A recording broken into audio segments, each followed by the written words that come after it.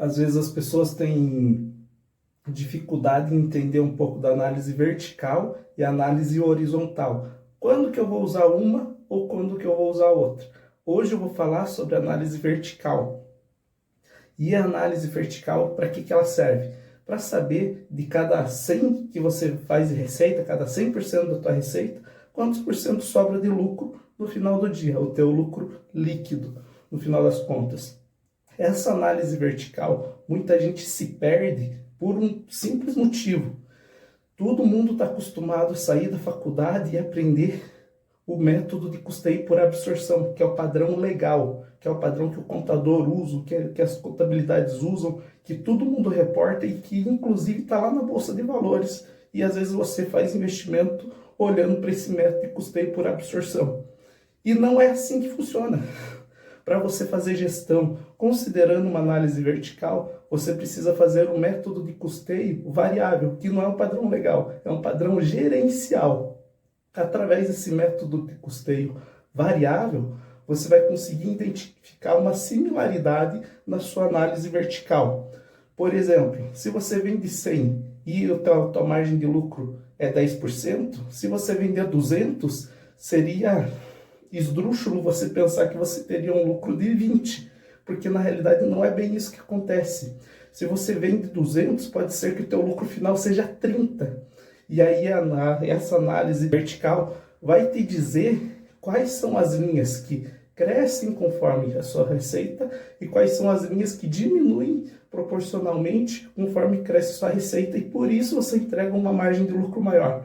Essa é a principal utilidade da tua análise vertical. Então não confunda. A análise vertical sempre vai te dizer quanto sobra da tua receita em cada etapa, e ela só pode ser aplicada considerando o método de custeio gerencial variável. Já falei sobre método de custeio, diferença entre variável e entre absorção, em alguns vídeos anteriores. Dá uma buscadinha ali em cima que você já vai conseguir achar ali e entender qual que é a diferença. Balanço patrimonial. Eu faço uma analogia, tentando simplificar e trazendo um pouco mais da realidade. O próprio símbolo da contabilidade lá é um balanço, né? Uma balança. Então, por exemplo, o balanço patrimonial é assim, tudo que você tem de direitos dentro da empresa, tudo que você tem que é seu dentro da empresa, menos tudo aquilo que você deve. E você vai gerar uma diferença. Essa diferença vai ser o patrimônio líquido. Então você pode fechar ele positivo ou negativo, dado que a soma dos seus direitos e a soma das suas obrigações tem que ser iguais. Eu tenho mais obrigação do que direito. A minha diferença aqui é um débito, eu estou devendo. Estou devendo para alguém, estou fechando no prejuízo. Ah, mas os meus ativos, o que eu tenho de direito é maior do que eu tenho de obrigação. Legal, então sua diferença que sobra no final da conta é positivo. Você tem lucros acumulados que você tem ali sobre aquele negócio. Então, balanço é mais ou menos isso, como se fosse uma balança. Você não tem um direito sem uma obrigação. Você não tem um crédito sem uma origem. Você não tem um débito sem um destino. E assim vai indo. É uma forma que eu uso para simplificar um pouco mais a minha visão sobre balanço. Geralmente, quando você olha aquela visão muito técnica, fica difícil de você encontrar um pouco de correlação. E aí eu tento seguir por esses caminhos, em que você tenta simplificar para você conseguir enxergar de uma forma mais visual aqueles números. Então você precisa enxergar a lógica do funcionamento do negócio. O que é capitalização? Capitalização na prática é a forma com que você calcula os juros sobre aquela grana que você pegou emprestado no mercado. E aí você tem dois tipos de capitalização, a simples e a composta. Por exemplo, quando você faz o cálculo da capitalização ou regime de contratação, a capitalização simples, ele mensalmente vai calculando os juros sobre o valor inicial que você pegou emprestado. Já no regime de capitalização composta, ele sempre calcula os juros naquele mês sobre o valor que você pegou emprestado inicialmente, mais os juros dos meses anteriores. Então, geralmente, quando você vai no banco, via de regra, é capitalização composta. Dificilmente você vai ter a capitalização simples. Em que momentos você vê que existe uma capitalização simples? Quando você vai pagar o boleto, você sempre vê lá assim, 2% de multa e 1% de juros, ou 2% de juros e 1 de multa. Essa é a capitalização simples.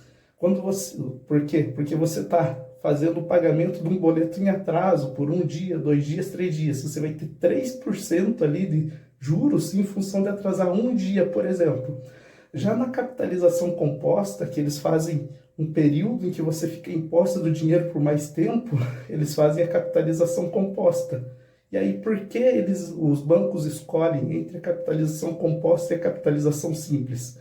Porque a composta, no longo prazo, gera mais juros para o banco, e a simples, no curto prazo, no curtíssimo prazo ali, gera mais juros para o banco. Por isso que não existe uma capitalização composta quando você faz o atraso do pagamento de um boleto, por exemplo. É uma capitalização simples.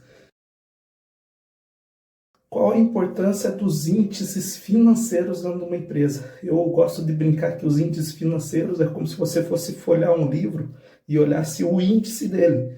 Você não vai ler todo o livro, você vai conseguir achar as respostas que você precisa para ter um aprendizado. Então você vai no índice, vê qual que é o tema que você tem dúvida, e aí vai direto lá na página para buscar aquela resposta sobre aquele tema.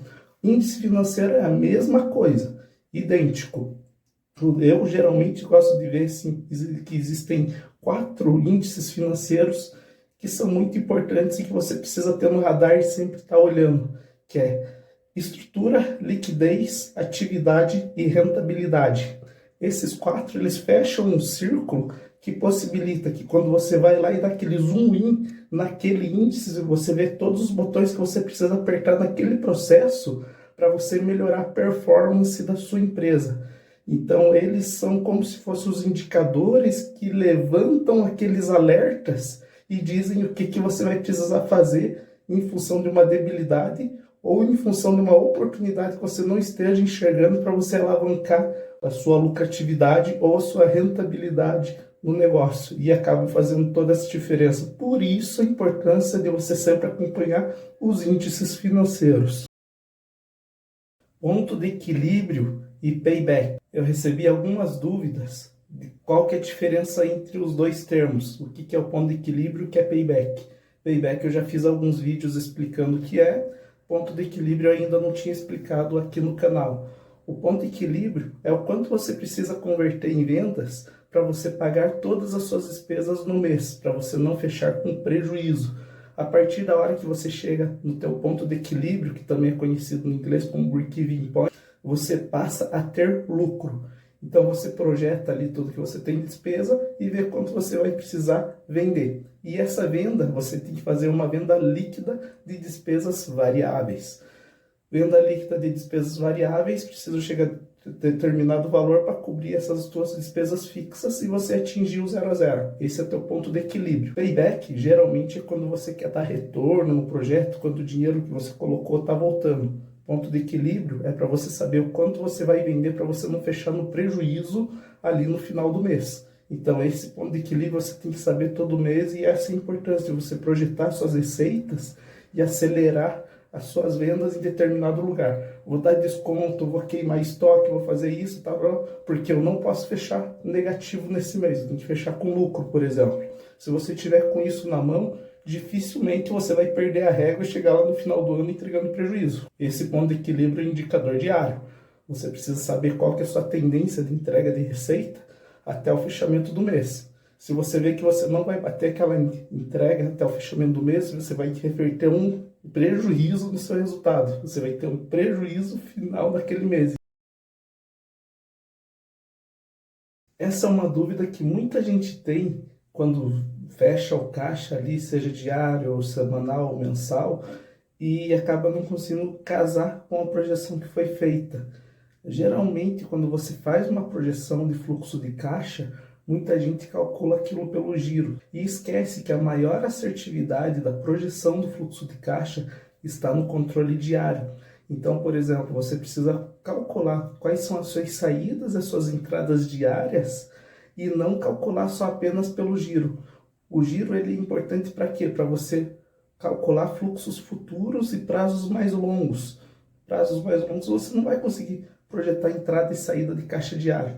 Prazos curtos, você precisa fazer esse controle de projeção diária, porque senão você vai projetar uma coisa e quando realizar aquele período, você vai ter um caixa totalmente diferente do que você projetou. Então precisa ser diário nos períodos curtos e por giro nos períodos longos. A alavancagem operacional é uma análise utilizada em finanças para você saber se aquilo que você está adicionando de custos está trazendo uma receita adicional e se aquele lucro daquela receita adicional está aumentando o lucro da empresa. Por exemplo, adicionei o custo na minha empresa, minha receita cresceu 10%, meu lucro cresceu 30%. Uma alavancagem operacional positiva, porque teu lucro está crescendo mais do que tua receita. Ao contrário também é verdade, a receita pode crescer 10% e o teu lucro retrair 10%. Isso foi uma alavancagem operacional negativa, você colocou custos, mas não conseguiu converter mais receitas. Isso geralmente acontece em ações de marketing, onde você talvez não esteja com a tua estratégia muito bem definida para saber o quanto você vai converter em faturamento com aquele gasto que você está tendo para fazer aquela campanha. Gostou da dica? Segue aqui meu perfil. É muito comum que eu vejo muito empresário, muito comerciante cometendo, é pegar o relatório de vendas ali do sistema dele de vendas, olhar tudo aquilo que apareceu de custo, que na realidade é só a despesa do produto que ele comprou para ter aquela venda, e considerar aquilo como lucro. Então ele entra lá e vê, vendi 100 mil naquele mês, me sobrou 50, ele acha que aquilo é o lucro. Na realidade está errado, você está se enganando fazendo esse tipo de consideração sobre os seus relatórios. Para você chegar no teu lucro efetivamente, você precisa deduzir efetivamente aquilo que você gastou com frete, aquilo que você gastou com mão de obra, aquilo que você gastou com aluguel, com mês de pagamento e com manutenção, se não tiver outros custos. Depois disso, você ainda precisa considerar que você tem que pagar os juros sobre aquele dinheiro que você captou no mercado para financiar o seu negócio e não ter que tirar dinheiro do bolso. Aí sim você terá chegado no seu lucro líquido efetivo. CAGR, Compound Average Growth Rate. Nossa, que palavra difícil, bonita, né? Na realidade, ela só quer dizer assim, crescimento médio ponderado. É uma taxa. Um exemplo, num ano você vendeu 100, no outro ano você vendeu 110, no outro ano você vendeu 121. Na média, você cresceu 10% ao ano, seja de vendas, seja de custo, ou seja de qualquer número que você está analisando ano contra ano. É isso que essa taxa quer dizer. Para ficar fácil de você fazer esse cálculo, sem você ter que calcular ano contra ano, você pode fazer uma fórmula bem simples. Pega o valor final do último ano, dividido pelo valor inicial, elevado a 1, dividido pelo número do período, que é o valor final menos o período do valor inicial, menos 1. Você vai chegar num percentual que simplesmente vai ser a taxa do seu crescimento médio daquele período. Por que o empreendedor precisa fazer orçamento da empresa?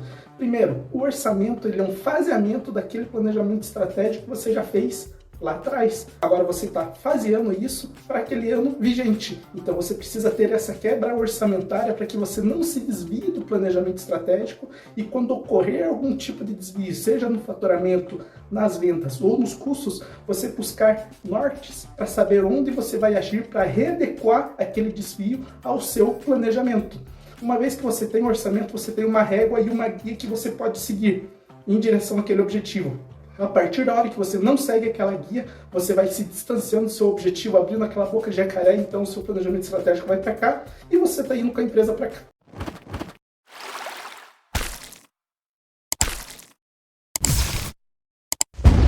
Capital de giro negativo e capital de giro positivo. Qual que é a diferença entre os dois? O positivo, sempre que você tem um crescimento da sua empresa, você vai ter que tirar dinheiro do bolso ou captar dinheiro no mercado e aportar no crescimento da empresa. Você vai sempre demandar recursos adicionais para que você siga crescendo com a sua operação. Já no capital de giro negativo, é o contrário. Quanto mais você vende, mais dinheiro você coloca no seu caixa e você não precisa nem tirar do bolso, nem captar do mercado, porque o próprio capital de giro, por si só, ele vai se retroalimentando e gerando mais dinheiro no seu caixa. Isso acontece principalmente em função do descasamento de prazos. Você vai vender o produto, vai receber e vai pagar com um tempo maior do que todo esse ciclo que você levou para comprar, vender e receber.